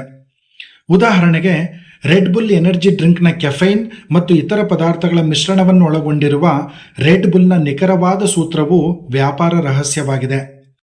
ರಹಸ್ಯವನ್ನು ಗೌಪ್ಯವಾಗಿಟ್ಟುಕೊಂಡರೆ ಅದನ್ನು ಅನಿರ್ದಿಷ್ಟವಾಗಿ ರಕ್ಷಿಸಬಹುದು. ಗೌಪ್ಯ ಮಾಹಿತಿಯನ್ನು ಅವಲಂಬಿಸಿರುವ ವ್ಯವಹಾರಗಳು ಯಶಸ್ವಿಯಾಗಲು ವ್ಯಾಪಾರ ರಹಸ್ಯಗಳು ನಿರ್ಣಾಯಕ ಪಾತ್ರವನ್ನು ವಹಿಸುತ್ತವೆ. ಏಳನೆಯದಾಗಿ ಸಸ್ಯ ಪ್ರಭೇದಗಳು ಮತ್ತು ರೈತರ ಹಕ್ಕುಗಳು. ಇವುಗಳು ಅಸ್ತಿತ್ವದಲ್ಲಿರುವ ಸಸ್ಯಗಳಿಗಿಂತ ವಿಶಿಷ್ಟ ಮತ್ತು ವಿಭಿನ್ನವಾದ ಹೊಸ ಸಸ್ಯ ಪ್ರಭೇದಗಳನ್ನು ರಕ್ಷಿಸುತ್ತವೆ. ಉದಾಹರಣೆಗೆ ವೇಗವಾಗಿ ಬೆಳೆಯುವ ಹೊಸ ರೀತಿಯ ಗೋಧಿಯನ್ನು ಸಸ್ಯ ಪ್ರಭೇದ ಹಕ್ಕುಗಳಿಂದ ರಕ್ಷಿಸಬಹುದಾಗಿದೆ. ಹೊಸ ವಿಧದ ಸೃಷ್ಟಿಕರ್ತರು ಅದರಿಂದ ಪ್ರಯೋಜನವನ್ನು ಪಡೆಯಬಹುದು. ಕೃಷಿಯಲ್ಲಿ ನಾವೀನ್ಯತೆಯನ್ನು ಉತ್ತೇಜಿಸಲು ಹೊಸ ಮತ್ತು ಸುಧಾರಿತ ಸಸ್ಯ ಪ್ರಭೇದಗಳ ಅಭಿವೃದ್ಧಿಯನ್ನು ಬೆಂಬಲಿಸಲು ಈ ರೀತಿಯ ಬೌದ್ಧಿಕ ಸ್ವತ್ತಿನ ರಕ್ಷಣೆಯು ಮುಖ್ಯವಾಗಿದೆ. ಕೊನೆಯದಾಗಿ ಬೌದ್ಧಿಕ ಸ್ವತ್ತಿನ ಕಾನೂನು ಹೊಸ ಕಲ್ಪನೆಗಳನ್ನು, ಸೃಜನಶೀಲತೆಯನ್ನು ಮತ್ತು ನಾವೀನ್ಯತೆಯನ್ನು ರಕ್ಷಿಸುವಲ್ಲಿ ನಿರ್ಣಾಯಕ ಪಾತ್ರವನ್ನು ವಹಿಸುವ 7 ವಿಭಿನ್ನ ರೀತಿಯ ಬೌದ್ಧಿಕ ಸ್ವತ್ತುಗಳಾಗಿವೆ. ಪ್ರತಿಯೊಂದು ರೀತಿಯ ಬೌದ್ಧಿಕ ಸ್ವತ್ತು ಮಾನವ ಸೃಜನಶೀಲತೆಯ ನಿರ್ದಿಷ್ಟ ಅಂಶವನ್ನು ರಕ್ಷಿಸಲು ವಿನ್ಯಾಸಗೊಳಿಸಲಾಗಿದೆ ಮತ್ತು ಒಟ್ಟಾಗಿ ಅವು ಹೊಸ ಆವಿಷ್ಕಾರಗಳು ಮತ್ತು ಕಲಾತ್ಮಕ ಕೃತಿಗಳನ್ನು ಪ್ರೋತ್ಸಾಹಿಸುತ್ತವೆ.